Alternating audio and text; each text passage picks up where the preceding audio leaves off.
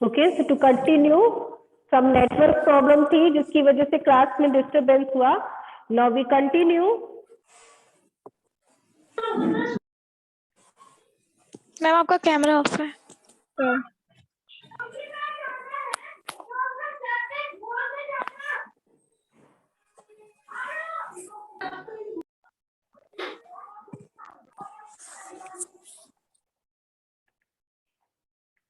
Okay, so we continue. हम चेंगपा की बारे में बात कर रहे थे कि अगर हम ट्रेवल करने प्लान करते हैं तो हमें बहुत टाइम लगता है, बट जबकि चेंगपा क्या करते हैं, विद इन 2.5 आवर्स वो सारी की सारी पैकिंग कर लेते हैं और सारा सामान अपने हॉर्सेज और याक पे रख लेते हैं और आगे की ओर बढ़ जाते हैं. Within no time they put up their tents at the chosen place. The luggage is unpacked and their homes are ready.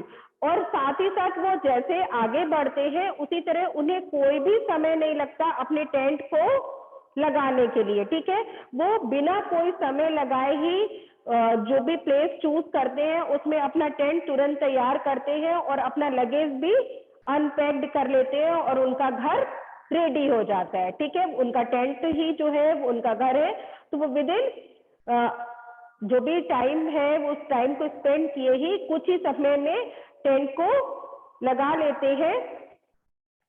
और टेंट लगाने के बाद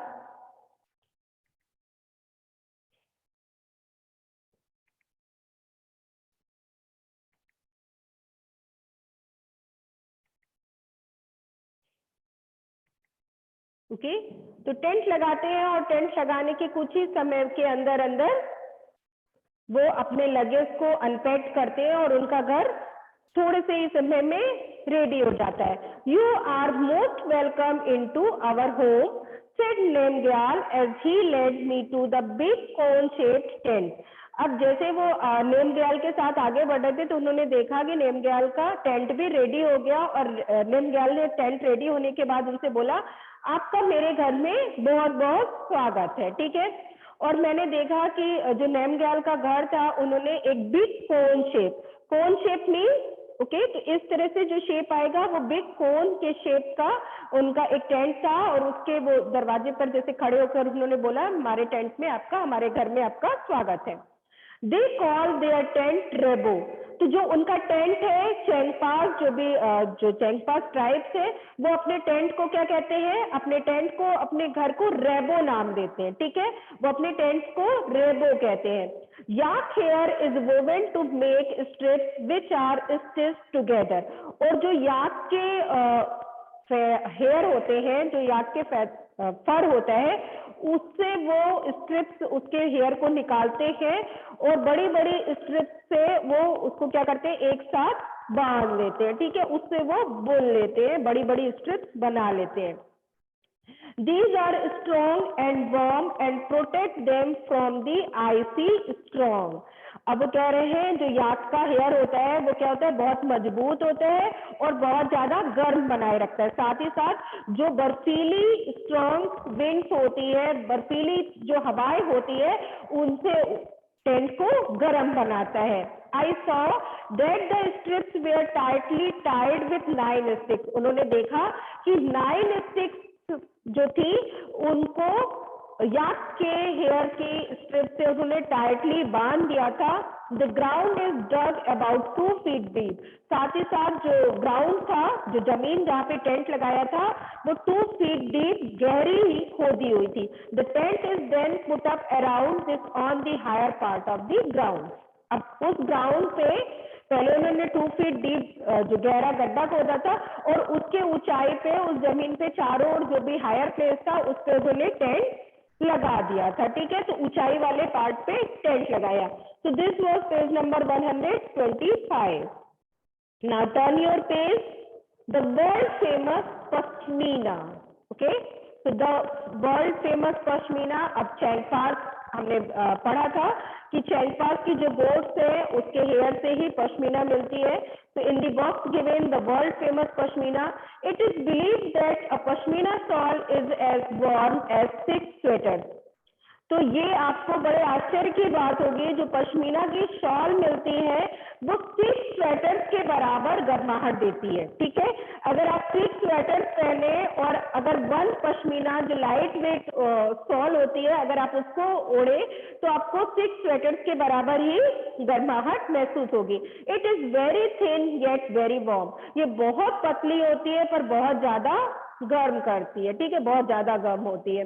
the goats from which the soft pashmina wool is collected, और जो goats है उनसे पश्मीना की ऊल, जो सॉफ्ट सी पश्मीना की ऊल होती है वो गोट से ही कलेक्ट की जाती है, गोट्स के हेयर से।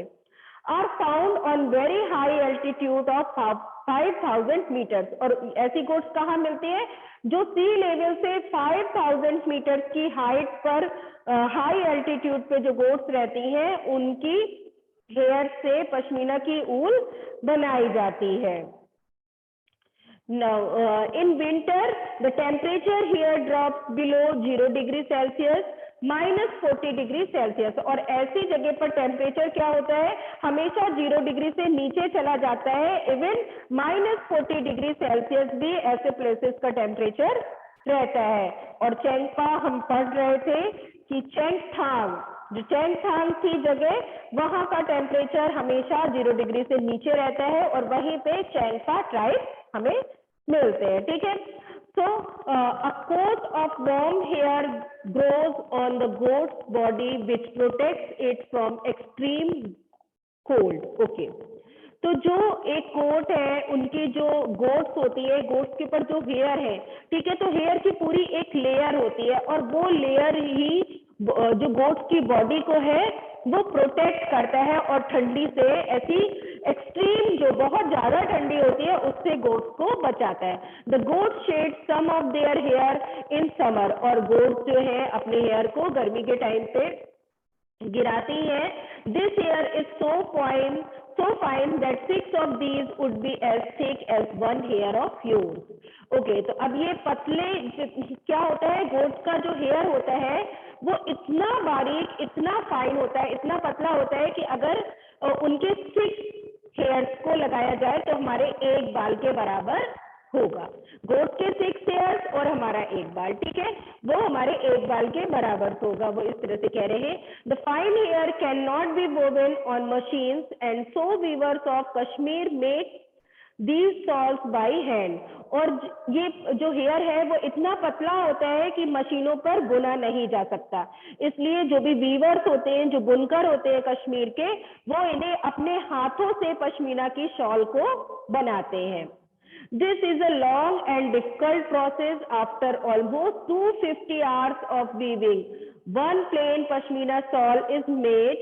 Imagine how long it would take to make a shawl with embroidery. अब वो साथ ही साथ ये भी बता रहे हैं कि जो बुनकर है वो अपने हाथों से बनाते हैं और ये बहुत ही कठिनाई वाली जो भी ये प्रोसेस है बहुत लंबी होती है, बहुत कठिन प्रोसेस होती है और 250 आवर्स लगते हैं एक प्लेन शॉल बनाने में।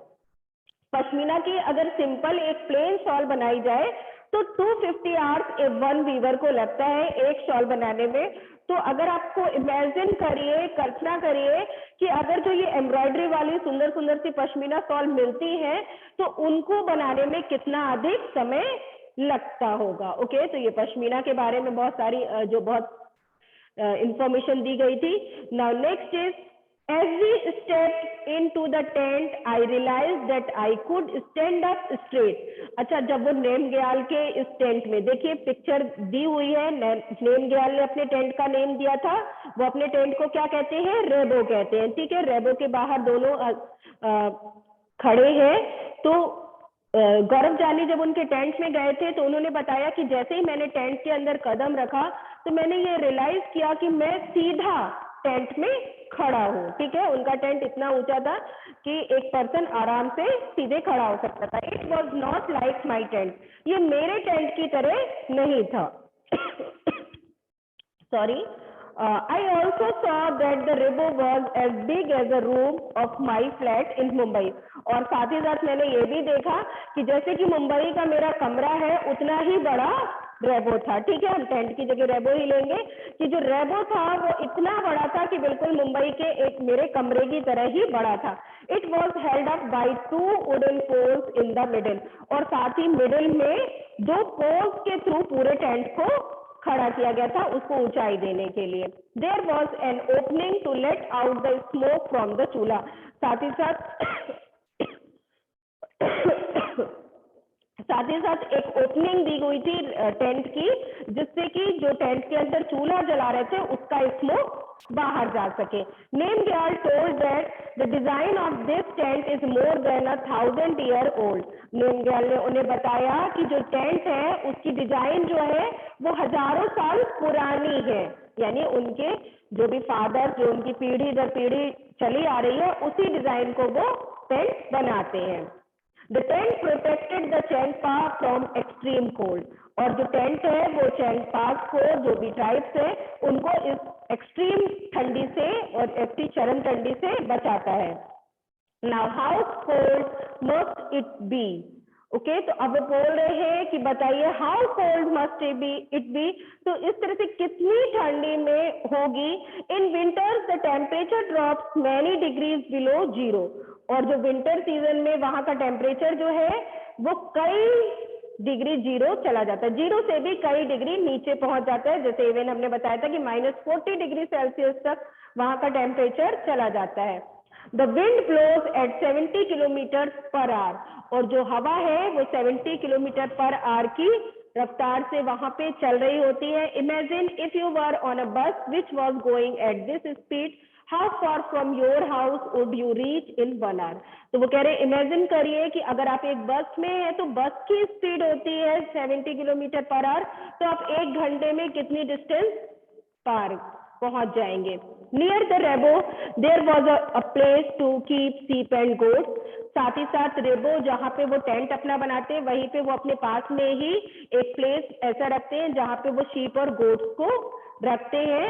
चेंगपा कॉल दिस लेखा, और जहाँ पे वो शीप और गोट्स को रखते हैं तो उसको चेंगपा लेखा कहते हैं। ठीक है, अपने घर को रेबो कहते हैं और शीप और गोट्स जहाँ रहते हैं उनको वो लेखा कहते हैं। Okay, so this was page number 126। Any doubts और क्वेरीज?